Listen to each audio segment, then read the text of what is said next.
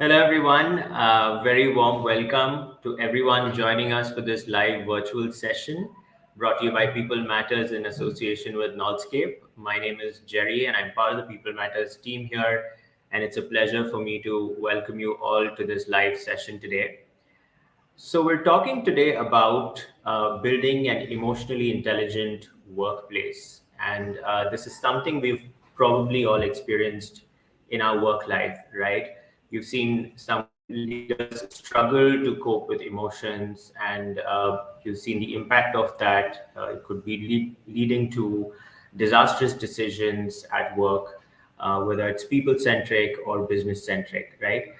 At the same time, there are those leaders who are able to analyze their emotions, they're able to handle it well, and they're able to find a balance between their business priorities, team needs, and people needs. And they're also able to drive their teams to greater standards of conduct and performance. And so today we will be talking to experts on this theme to capture how they are thinking about building an emotionally intelligent workplace. And yeah, we will have some key action tips for you, and we hope this conversation is really useful to you.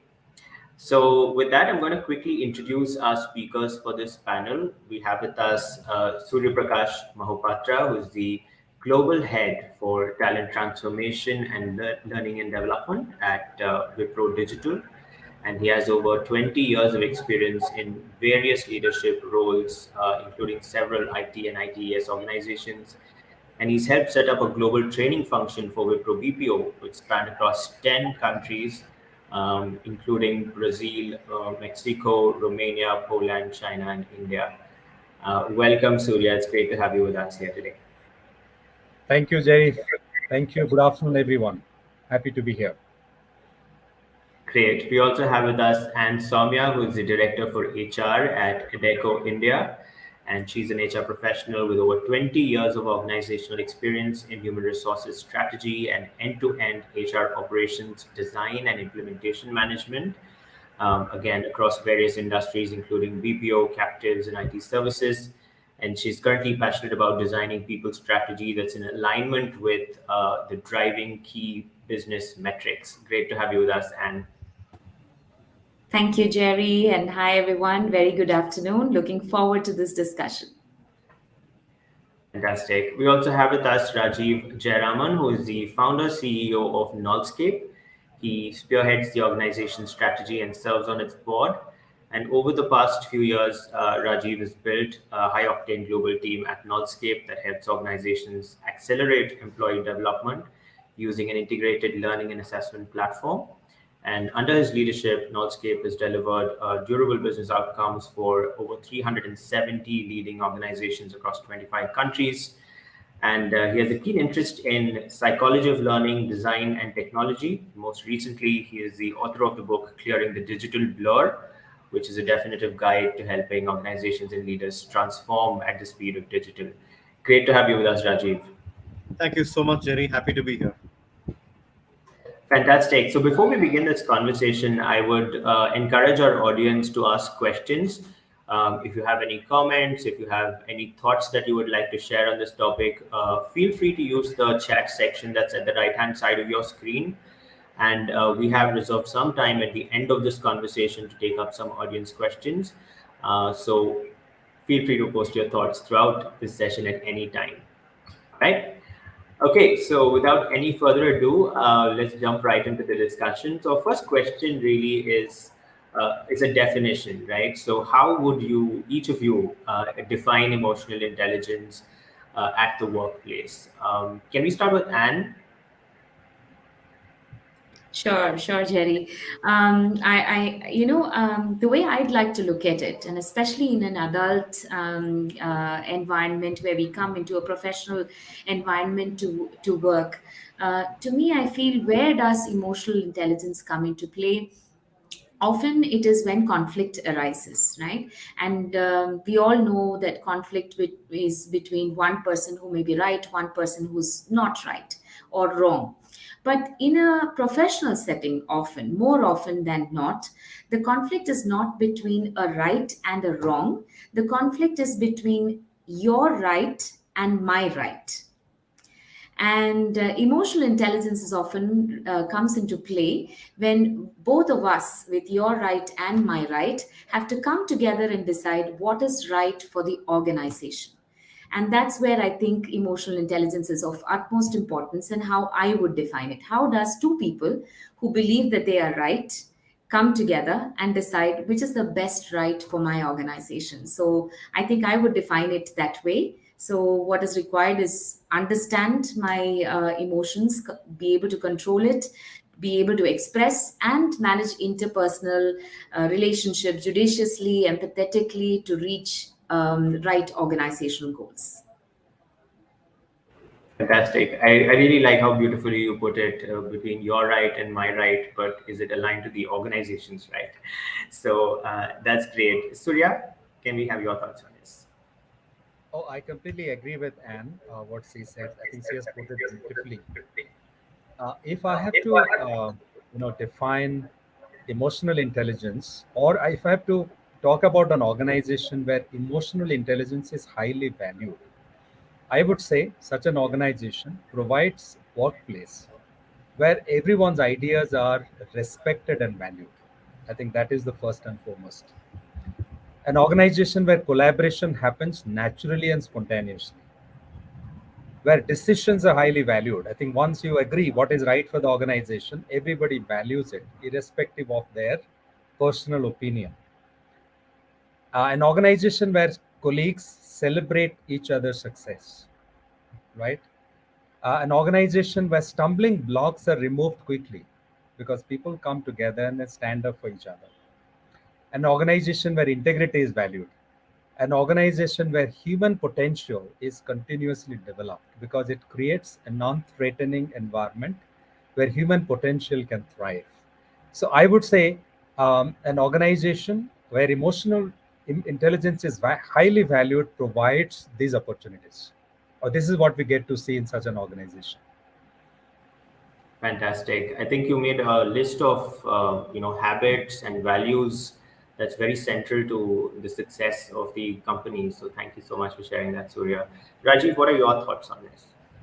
Yeah, to me, I think for the longest time, business has been very left-brained, right? Profits, Excel spreadsheets, processes, and so on, right? But in the last 10 years, I think there has been, at least in boardrooms, it's okay to talk about happiness, well-being, what otherwise was brushed aside as touchy-feely things are becoming important, right? So I think finally we have a space inside an organization to talk about these things that really matter to the human. And the other bigger change that's happening around us is in the industrial age, it was all about one size fits all. Today, the larger change that's happening is everything is tilting towards the individual. And when we're talking about individuals, the individuals, like Surya rightly pointed out, their values, what matters to them, their feelings, their emotions, all of those things start to count, right? And if we are operating in the workplace with industrial leadership systems and industrial values, then definitely we are out of touch, right? And that's why I think this topic is very timely. It's time to introduce emotional intelligence and well-being in predominantly left-brained organizations.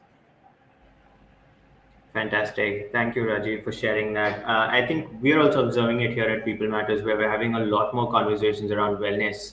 For example, something that we didn't discuss as much, but today it's more commonplace, and we're seeing leaders discuss this more. So great. Surya, the next question is to you. We're navigating what seems to be like a hybrid workplace for the short term at least.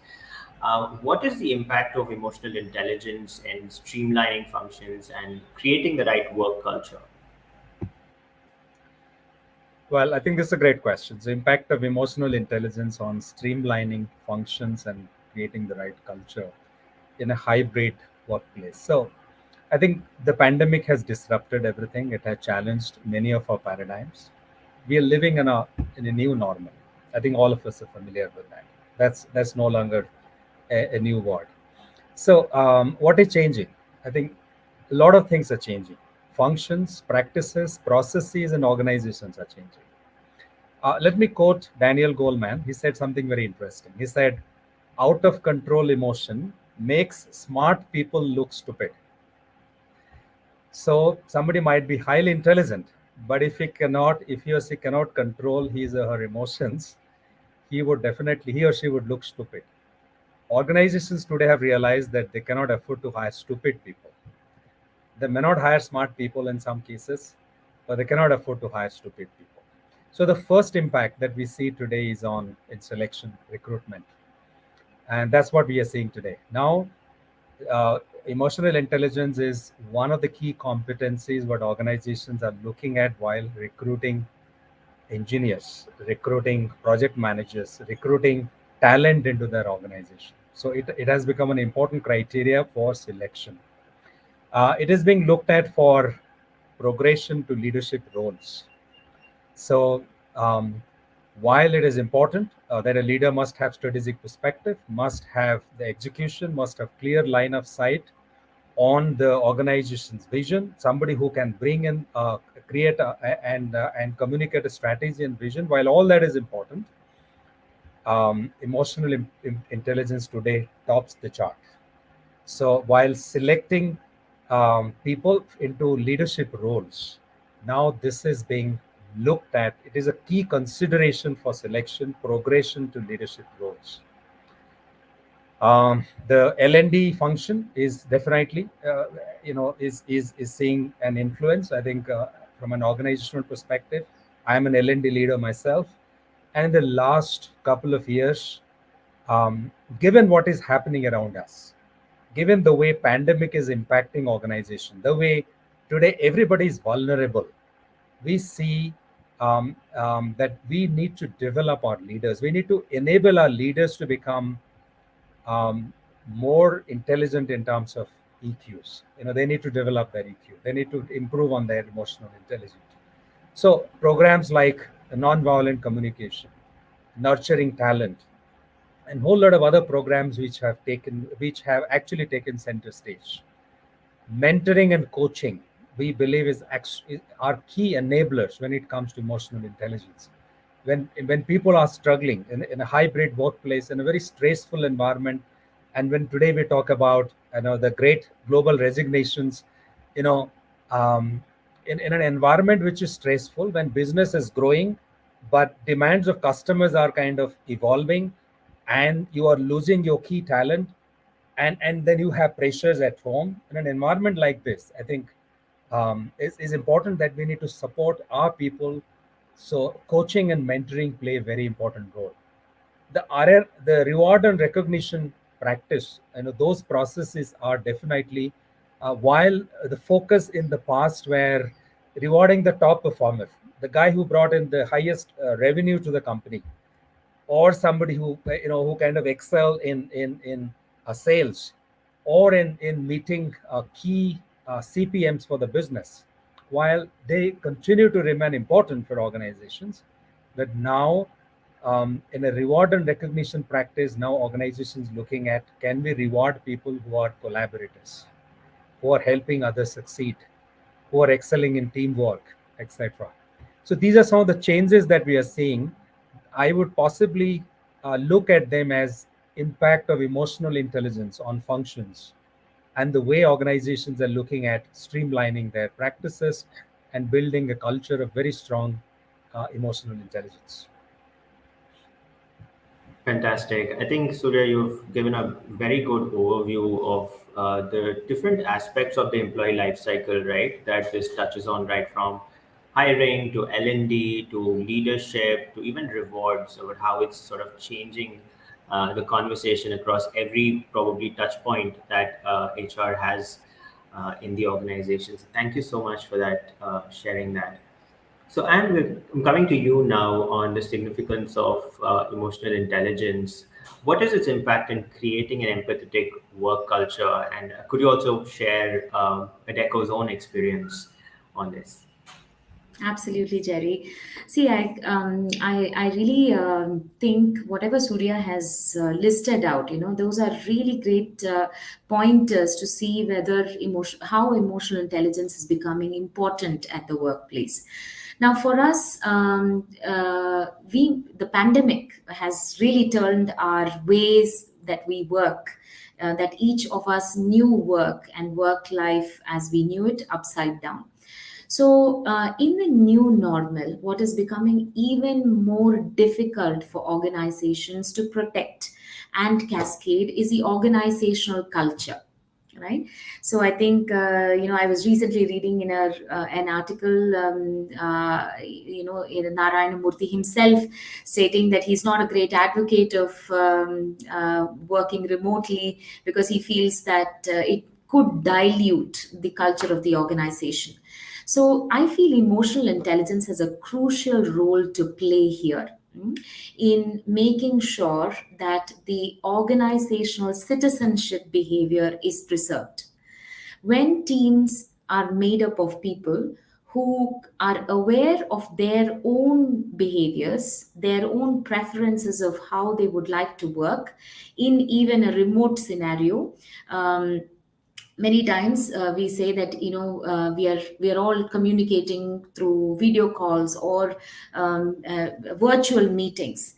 We may be saying yes, but we may have a no written all over us, right? Which in a face to face environment is easy to read. Communication barriers are much more simpler to crack when you are sitting across the table and you know who you're discussing with. At this point of time, we don't have that liberty. Many times we have to understand people from the tone of their voice, maybe from a yes that may intend a no, so on and so forth. This is where I think emotional intelligence comes to play, where each of the teams interacting with each other, if they are open, first of all, if they themselves understand their emotions, if they know how they can maneuver and master their emotions, express freely, and also work collaboratively with each other. So we all know the Johari window, right? So we know that teams which has the minimum blind spots or blind spaces are the ones that have most effective ability to perform together and deliver together. So, emotional intelligence is very crucial at this point for each of us working in this hybrid or virtual environments to even more master our own selves and the people who we work with. And this, in turn, an organization that takes effort to help people understand and maneuver through this virtual communication barriers will obviously have an edge at how they preserve their organizational citizenship behavior, and finally the outcome of culture of the organization. And what better way to emphasize the importance than Peter Drucker himself, who said, culture eats strategy for breakfast. So, with all this coming into play, I think in this world that we are in currently, emotional intelligence at workplaces needs to be given a serious spot in every organization's agenda. Absolutely. I think said it again very beautifully. I think this concept of organizational citizenship behavior that you spoke about, and also possible challenges that companies need to be mindful of. Great. So, Rajiv, the question to you is on the urgency and need for emotional intelligence. I heard when Anne was talking also, she highlighted the challenges with the remote context, right? And that's sort of also a blind spot, if you will. So, how can this value be measured? And should we even try to measure emotional intelligence? Yeah, I think we should, because as the popular saying goes, if you can't measure it, you can't manage it, right? But the question is, what do you measure and how do you do this scientifically? Because there are a lot of measurements we already do, employee engagement and satisfaction scores and all of that. So, what is unique about what we are trying to measure here is the question. Now, I think that calls for a deeper understanding of why this is happening in the first place and what are the different dimensions of this. Now, if you just break this down, I think you will find, of course, there are multiple factors that are going on at the same time, triggered by the pandemic and other factors.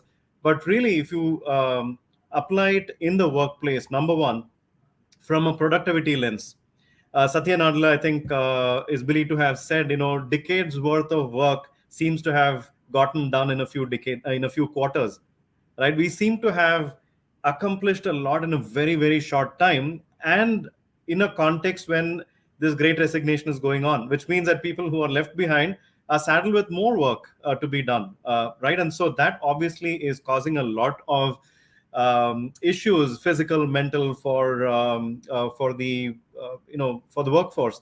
So I think there has to be a study done on the productivity levels, what this whole situation has done to the amount of work we are getting done when this whole line between work and life has been blurred, right? And so what is the impact of that? I think that's a big area of study. Second is, I think from a mental health perspective, the number one reason why I think many issues come is because of the general sense of loss of control we have on what's happening in our lives, right? And that's the number one reason why mental health issues happen. Now, in this context, given the geopolitical issues, a health scare happening in Hong Kong, the very next day on social media reaches us, and we are scared about when it might reach our doors. And loss of loved ones, and all of these factors put together makes us all feel that we are watching television and someone else is holding the remote control, or we are running on the treadmill and someone else is holding the speed dial, right? And so there is a general loss of control that we are facing, which is directly leading to this heightened sense of anxiety, and hence mental health issues and so on. So we need to study that aspect also in the workplace. And we know this from our life on the digital world, right? On the digital side of things, let's say take social media.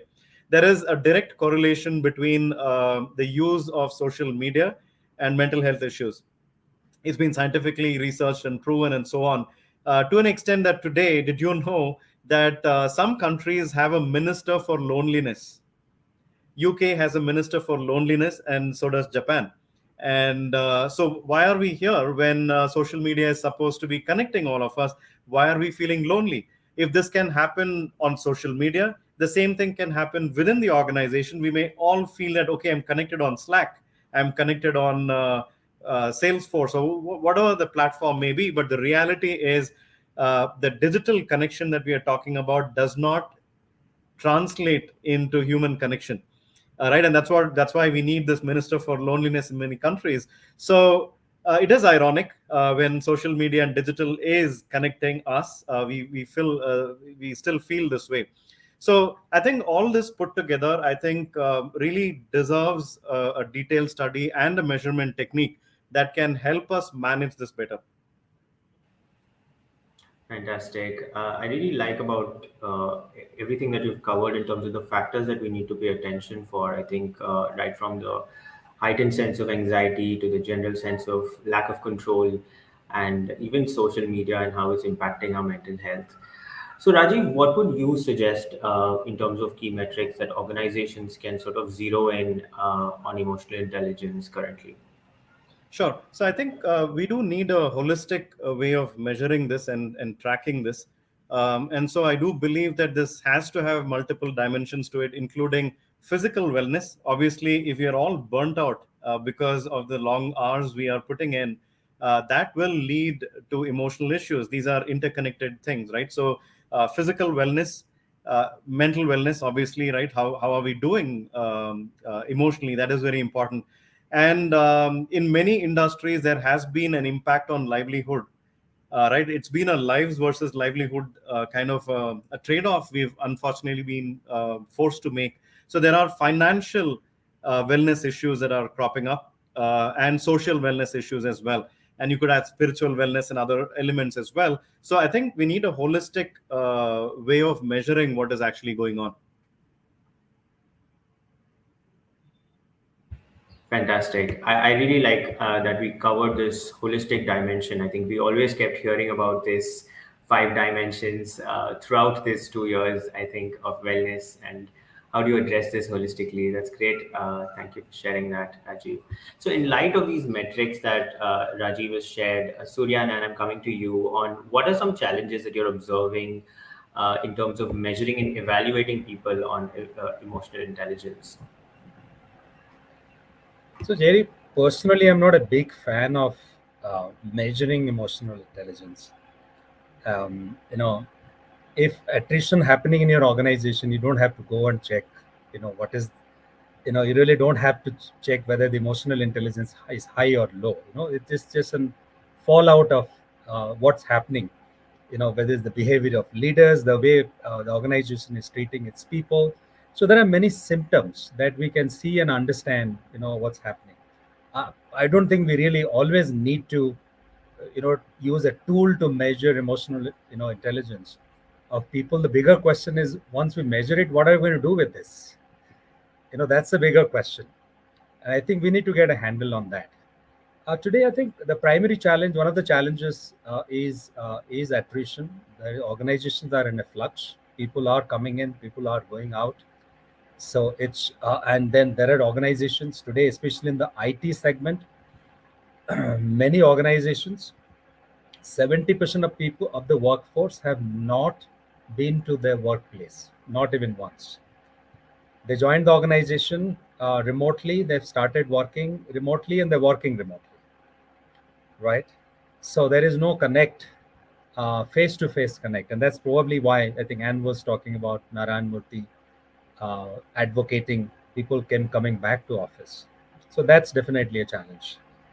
Great resignations are definitely a challenge. When people are in a flux and you really don't know, I think IT sector especially is suffering from 30 to 40% attrition. Some organizations even have a bigger attrition percentage. And when almost your entire workforce is getting replaced by new people, how are you going to measure emotional intelligence? Because you don't have a stable workforce which has been there with you for a longer period of time. So these are some of the challenges that probably organizations see today. I think more than looking at a tool, assessment tool to measure, I know there are scientifically designed tools available today, but more than that, I think we should really figure out what are the symptoms, what are we seeing in the organization in terms of people experience, and then what we need to do about it. Thanks. And Great. So Jerry, look, I would add just one more aspect to it. See, when we talk about measuring emotional intelligence, if there are great matrices that were mentioned about measuring wellness, holistic wellness, the retention, the satisfaction of employees, etc. But yes, these are great ways to measure this particular metric.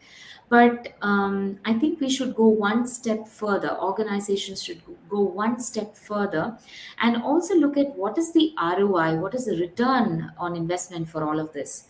So, is it that we just say that, yes, as a metric, hey, we have very engaged employees?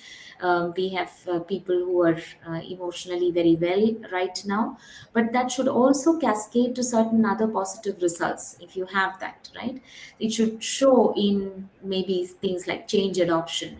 It should show in the business performance. It should show in the productivity, and ultimately, it should also show in how your customers are feeling about the services your employees and you as an organization are able to produce. So, while wellness is a great measure for us to start with, I think we should also not stop there, but also show what are the outcomes of achieving a great wellness or an emotional intelligence score for the organization too. great, great. I think great points there by both of you. Look for symptoms, look for outcomes, and don't just focus on the dimensions. Great. So, Rajiv, I'm coming to you with this question on challenges, right? That's just been outlined. And we've seen this challenges being faced by multiple companies across domains. What are your thoughts on sustaining emotional intelligence and then also scaling it up across the organizations? Yeah, so it's interesting how the questions that we are posing the panelists here, right? If you notice, we're talking about ROI, we're talking about measurement. Again, going back to what I was saying earlier, it's left-brained, right? And so while that is needed, right, what is the right brain solution for it in a way that it is holistic, right? So to your question on sustaining emotional intelligence, to me, any level of sustenance in any domain of life is a question of creating the right habits, right? If the habits are in place, things can be sustained. And how do you build these habits in an organization is a question of culture building. Now, it boils down to that literally, where do we have enough role modeling from senior leaders, right? Where is it just a tick in the box saying, okay, I've done this survey, I've done a few workshops for leaders, or are leaders truly demonstrating the values of empathy and emotional intelligence themselves, right? And I take a leaf out of again Satya Nadella's book Hit Refresh, where he talks about an organization back then which was seen as evil, right? Microsoft back in the day, a dominant force in the industry back then. How they had a know-it-all culture, how they had to become humble and become a learn-it-all culture. That was a cultural transformation that he personally spearheaded. Right, so there is a lot of role modeling that is needed to bring in that empathy in the workplace, and I think at a team level, psychological safety is very important. Our leaders actually promoting that sense of psychological safety for people to voice their opinions, feel included, feel a sense of belonging, and is vulnerability okay? And especially during this time where we are facing personal issues, professional issues, mental health issues, all kinds of issues, are we able to open up in the workplace and talk about these things without being branded as somebody who's not professional? Right, so I think that's an important one, and very important to have support systems, mentoring and coaching, like Surya pointed out earlier. Do we have support systems within the organization to make it work? And yes, learning programs obviously play a big role to sensitize people towards this issue, which otherwise never gets spoken about openly, right? So I think it's a combination of all of these things that will really ensure sustainability of these efforts within the organization. Absolutely. So, yeah, I really like how Raju is pushing us to think about the right brain often in this conversation, and not just think of metrics and numbers, as it were. So, thank you so much for sharing that, Rajiv. Surya and Ann, I'm coming to you again on the question of scaling up right now. So, um, how can leaders play an important role here? Because I think, Surya, you've highlighted the mentoring and coaching aspect. Could you talk a little bit more about that, on how leaders play a very important role in building emotional intelligence and reinforcing these habits that we want to see across the organization? Well, leaders play the most important role because they're in a position to influence others. They can motivate others. They can lead by example. And Raji was talking about role modeling. They can become role models. I mean, who else is in a better position than a leader to influence people and then kind of bring in a culture of emotional intelligence? Just because the fact that they're leaders, they definitely have the influence, the probably the capability, not necessarily always, but they are expected to have the capability. They are the ones who can motivate others, inspire others, and so on. Now the question is, leaders are also human beings like anybody else in the organization. So that's the point. So then, as the very common announcement that we all refer to while flying, put on your oxygen mask first before helping others. So leaders also need help. In the last couple of years, when I have been talking to my peers in the industry and many leaders in the industry, many of them have confided in me, and I'm sure you would agree with me that a lot of leaders have reached this stage where they have felt, why am I doing this? Why I'm doing this? You know, is it worth doing?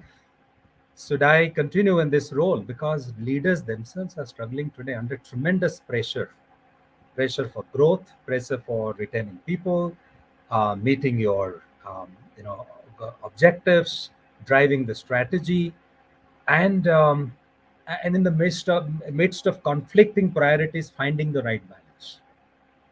So I think the starting point for the leader is the leader himself or herself.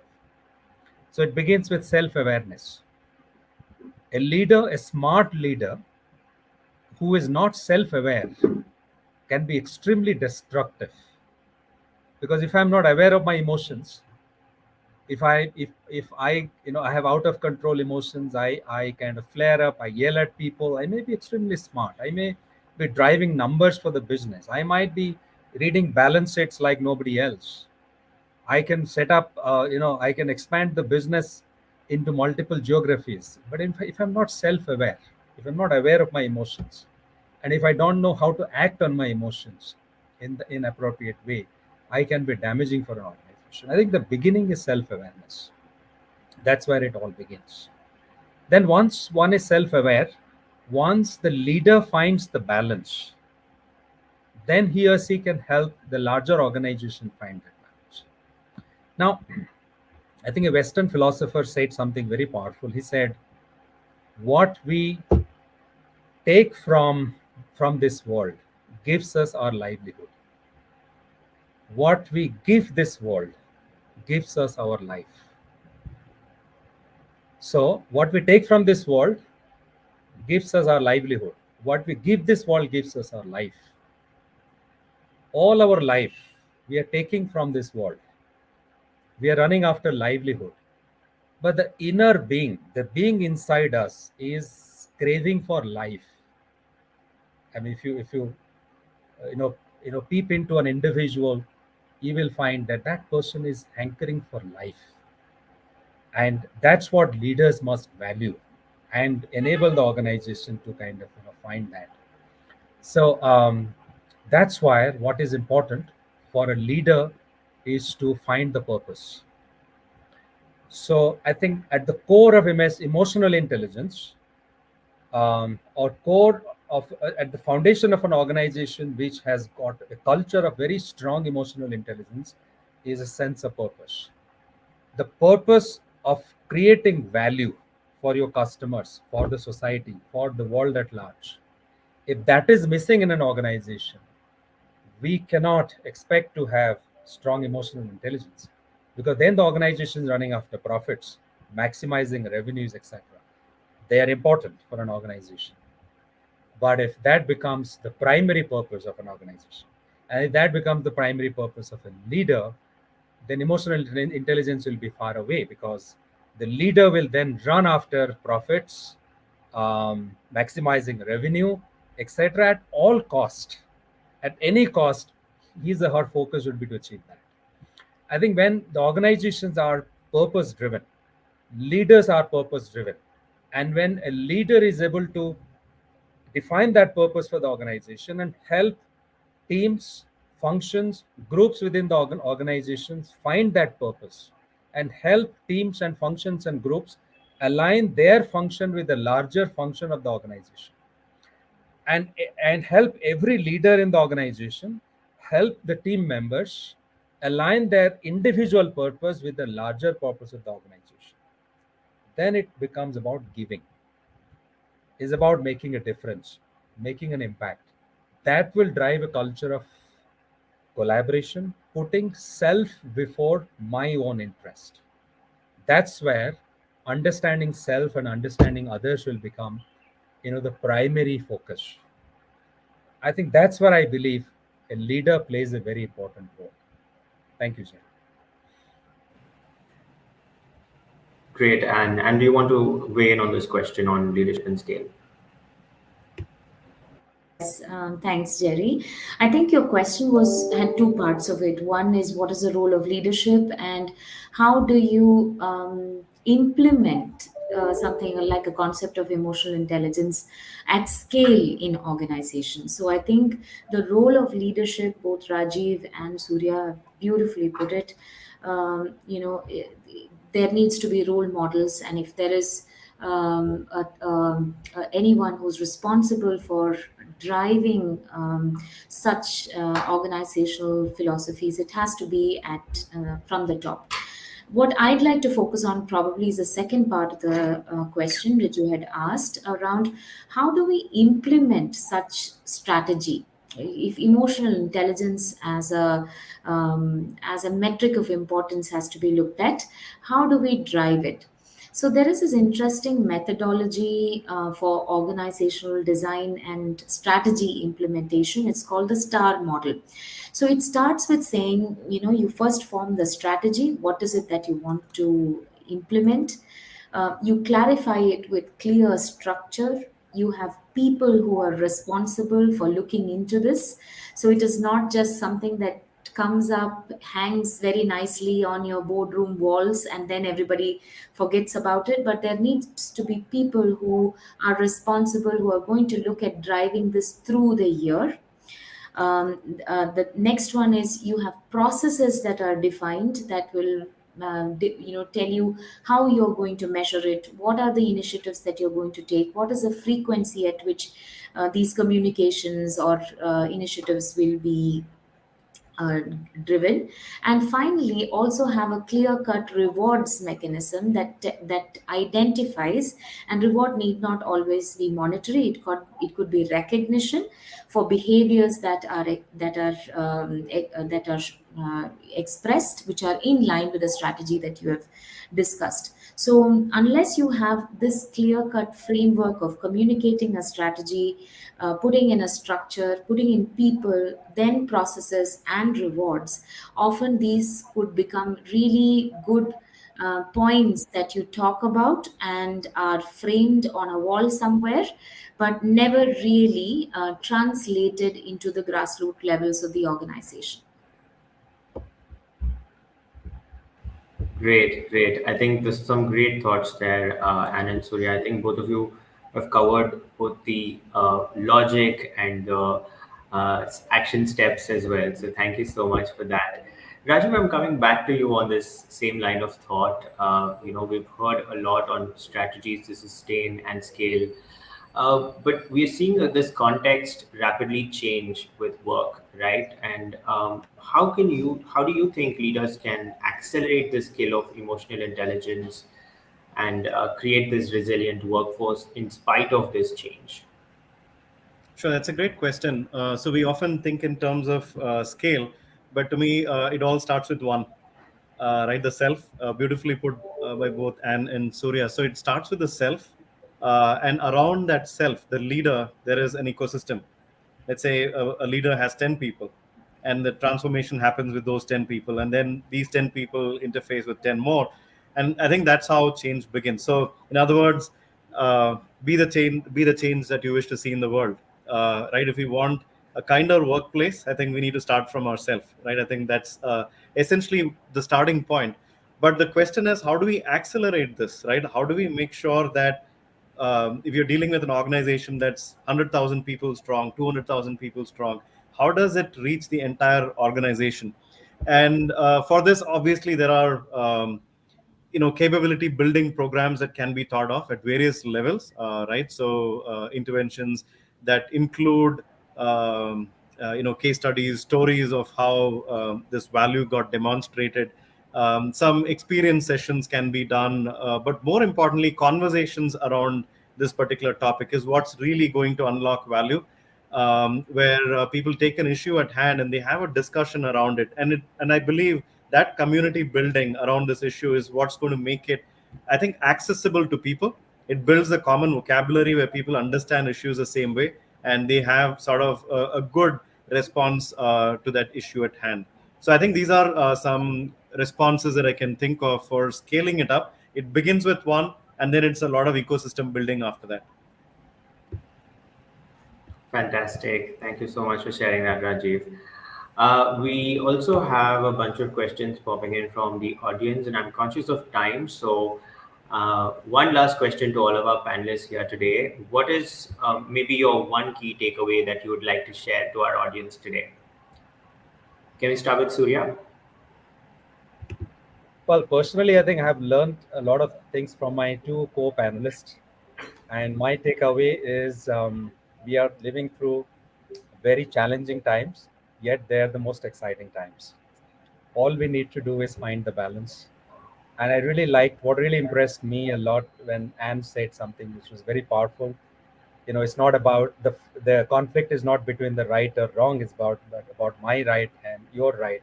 For me personally, that's the biggest takeaway.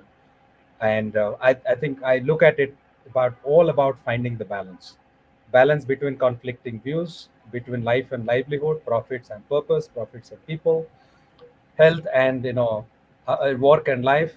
I think if we find that balance, I think we would figure it out how to sell through. That's my biggest takeaway. Great. Anne and then Rajiv. Yeah, Jerry, I think for me, what evolved as along with the discussions here is the thought of we've always known emotional intelligence is very important. We've talked about it. It's not a new concept that emerged now. It has probably taken center stage after diversity, which went probably last decade, and then it was wellness, and now work life harmony, and now emotional intelligence seems to be the one on the spotlight. But like with all the matrices and interests that organizations have picked up along the way as we mature, is how do we measure this? How do we make this more relatable as a concept, as a fancy term? It sounds very good, but how do we make this more relatable to our organizations? How do we show the return? And I think there were some fantastic thoughts that Rajiv, Surya had shared on how we should measure these and how we should actually assess the impact. Sometimes we can do things as a check in the box, like Surya mentioned, but the trick is to also make sure that is it really benefiting the organizations that we work for or the societies that we live in. So that's my biggest takeaway of making this very relevant to our organizations and our society and our people. Great. Rajiv? Yeah, I'm just grateful that I'm part of this panel, listening to both Surya and wonderfully articulated points that will stay with me for some time. Um, what Surya mentioned about purpose and the way he broke it down from a functional standpoint, from assessments to uh, promotions to every stage within even rewards and recognition.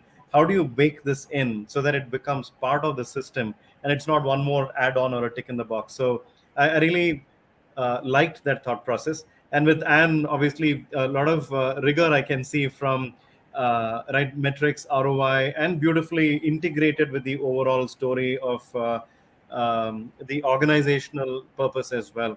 Um, One thing I would love to share with the audience here is something that I often think about. I do a lot of work in the digital transformation space, and we all know the capabilities that AI is gaining over a period of time. We are losing to AI in the game of chess, and self-driving cars probably can drive cars better than most humans now. So the one thing I often think about is, as AI becomes more and more human, will humans become more and more human?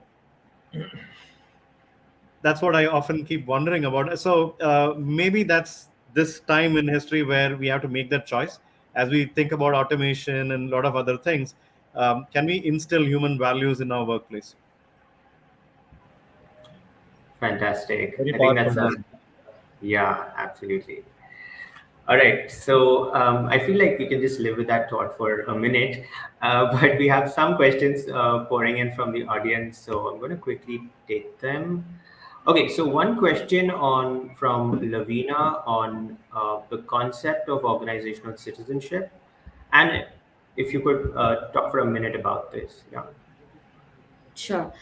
So I don't know what exactly the question is, but if you're asking what is organizational citizenship behavior, I think this was a concept that came in first by someone named Daniel Organ.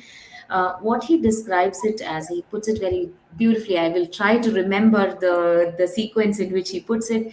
It says it is the individual behavior that is discretionary for an individual. It is not explicitly written or mandated by an organization or recognized by a reward system, but it promotes effective functioning of an organization. So it is that sometimes, simplified, it is that concept that you sometimes walk in and you say that there is something about the air about this place. It's that invisible thread that holds organizations together. and it's often rooted on very intangible concepts or intangible shared feelings like empathy, collaboration, etc. So if you can read up about it, is it Lavina? Yes, Yeah, absolutely. Lavina, you can just search about it. You can read about it, but there's quite a lot of material on organizational citizenship behavior and how you can promote that within your organization. Yeah.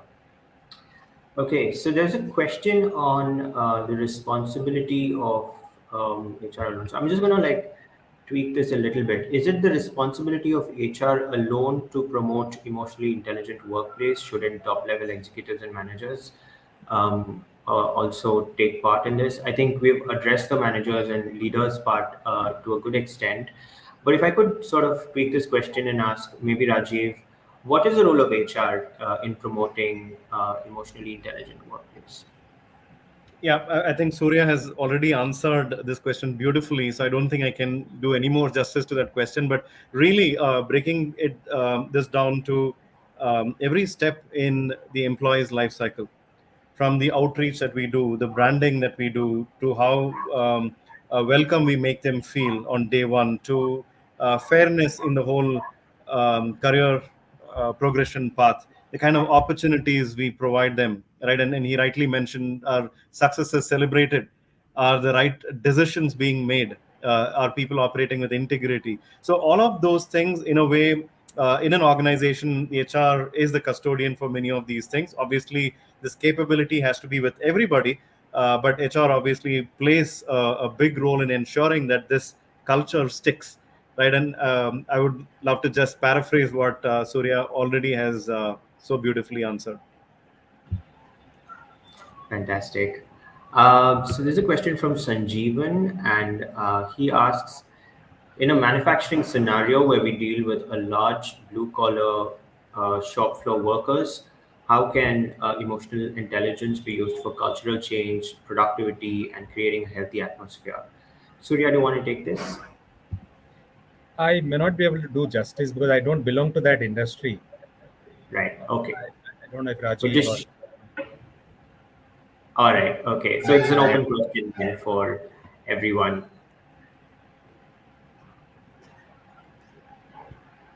Yeah, Rajiv, so would you like to give this a shot? yeah, Yeah. I don't belong to the industry either, but I'll take a shot at this because certain human values are applicable across the board.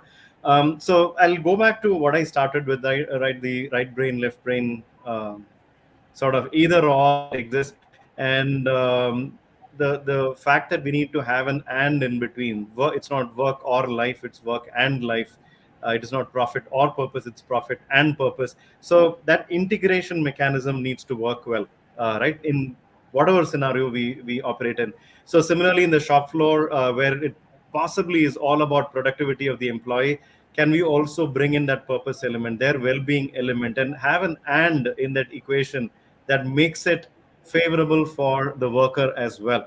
Right, so it's been one-sided for the longest time. I think in the industrial world, it was all about the factory, the production, the mechanisms, the processes, and so there was no voice of the human there. And today we are talking about human-centric design, right? Design thinking and other things. And I think in many manufacturing setups, you're starting to see human-centric design. And one example that I often like to talk about is the MRI devices, right, that you find in hospitals. Right, there is this experiment they did with. Unfortunately, kids that are having to go through that claustrophobic experience, it's not too great for them as an experience, right? So they are terrified of that, and so they did some design thinking to this whole environment, and they created a theme park out of that entire thing. So there is actually a small cart that takes the child into that tunnel, right? And that's how the experience is redesigned, right? Obviously you can see the thrill of that little kid who was terrified earlier wants to do it now. Right, so can we apply design thinking in our workplace, putting the human right in the center? That itself brings in empathy, that brings in the human needs as an important factor in our workplace. Great. Rajiv, thanks for that answer. Rajiv, really agree with you on how the design thinking can change the experience at the workplace. I'd also like to make a point here. Surya mentioned before about purpose, right?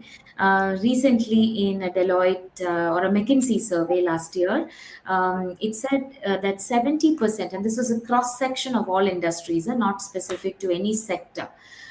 It said that 70% of the workforce currently at work said that they expect their purpose to come from their work, right? Could possibly be because we as right now we don't pretty much belong to a 9 to 5 work culture at all. But shockingly, only 15% said that they get that purpose from their work. Now, I don't really think that the want for purpose is restricted to any particular industry and any particular color of job, white, blue, gray, at all. I think as human beings, this is one thing that will cut across every strata of society. And maybe the way you communicate purpose may change, the language may change, the sophistication or the articulation of it may change to make it more relatable and understandable. But I think everywhere workers are looking for purpose at their workplace. So, when you try to build emotionally intelligent workplaces at differing industries, you've got to assess what is the sense of purpose that your workforce needs, and then build that in. So I really don't think that anyone at a production environment or a manufacturing or a retail or a healthcare sector will have a different need. I think this is a Maslow's need that has been cut, that will be there for all human beings. We all search for purpose. So I think this, if we are able to think through who is your workforce and what is the purpose that they are searching for, and how can you align it with the purpose that the organization can provide to them, you have your answer. That's Fantastic. beautifully put, Anne. Thank you so much for that. Yes, absolutely. So, all right. So there's another question on from Habibu Rahman, who wants to know: is it not high time for to develop tests? I think both at the government level and probably also the company level to focus on emotional intelligence as a major attribute that candidates should have. Uh, does anyone want to weigh in on this question of I can test? Yeah, go on. Yeah. I can make an attempt. So I think Habibo has is a great recommendation. I would go one step further. While we can definitely focus on emotional intelligence as a major attribute for candidates aspiring for jobs, etc., but can we go one step further and introduce that in schools and colleges? Because when you're looking at candidates, it's already late. They've already spent 20 years. Can we do it even before that? And then use it more as a developmental assessment, not a selection criteria, right? Let's not rate candidates as on a scale of 1 to 5 as a 3 or a 4 or 2, and then say somebody's good or bad. But let's probably introduce that in schools or maybe colleges and find out people actually who are getting ready. Those are the places where they're getting groomed for future profession or employment. And those assessment findings can be used as developmental tools. They can be used to actually bring in intervention which will help students, young minds in the country, develop emotional intelligence and be better prepared for the workplace whenever they get an opportunity. That's my perspective. Great, fantastic. Thank you, Surya. So we're out of time, but I just have one question more from the audience. I want to make sure that we answer this. Sayana wants to know, from a startup context that is growing at a fast pace, what is the first step that they should take to incorporate emotional intelligence? I can take that if that's okay. So, Sayana, I think I briefly touched upon this when we were talking about how to implement this at a large scale, which is about the STAR methodology of implementing any strategy. So, first and foremost, look at in your workplace agenda, is this is the need for emotional intelligence already clearly put down? Have you defined it? Is it visible? That would be the first one where we say strategy. Second one is structure. Are there structures in your organization that help employees to express freely what they feel, understand each other, and also ask for feedback? Because one of the most important things of emotional intelligence, implementing emotional intelligence, is for one to be self aware and aware of one's team members. So, do you have structures in place which give a safe environment? Not the ones where you say if you give a feedback about your manager, you're going to be, taken to task in your next appraisal. Not such ones. But do you have very very safe environments put in place that give employees freedom to express and know each other and reduce the blind spot?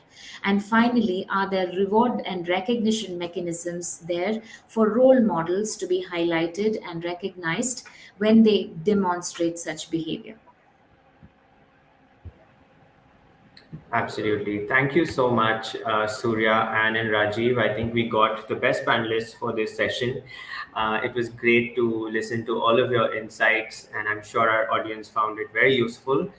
And thank you for truly making this a remarkable hour of learning. I'd also like to thank our partner, KNOLSKAPE, for sharing this invaluable information with us and helping us curate this session. I think it's made us all go back with actionable insights. So, thank you, everyone. It's been a pleasure hosting you. Do share your feedback with us on the chat section. There will be a link to the survey, and do stay tuned for more such exciting sessions. Thank you, and have a great day, everybody. Thank you, Jerry. Thank you, Thank Surya. you. Thank Bye, you, Anne. everybody. Bye. Thank you, Jerry. Thank you, Rajiv. Thank you, Anne. Great Bye. talking. Thank you. Thanks.